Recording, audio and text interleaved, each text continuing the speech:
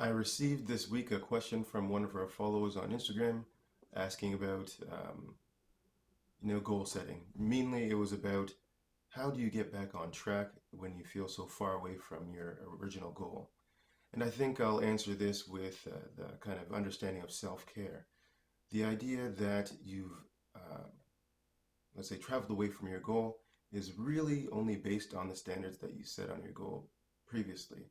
So, for example, you wanted to lose weight, and before you lost 5 pounds, now you gained back, let's say, 15 pounds, and you're upset that you're so far away from your goal. Really, because of how we defined what that goal was, uh, we were led to follow a path that didn't really have that goal as the end outcome. So although you decided to lift weights, be active, and do all those things to lose weight, that wasn't necessarily the solution. This points to the understanding that health is really something you discover. So the way that you tried to approach it wasn't the right way, so now you feel far away from it.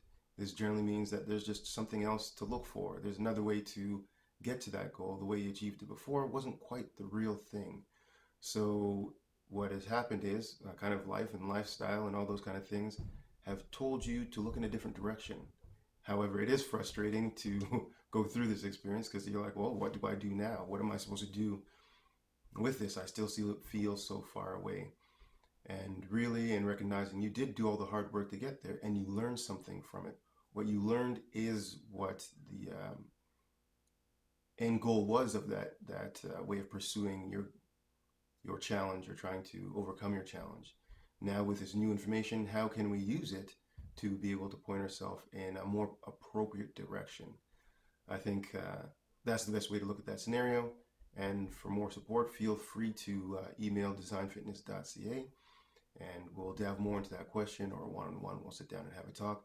Also, feel free to become a member of our group called Self-Care 2020 on Facebook, and the information with that will also be in the description below. Thank you for your time.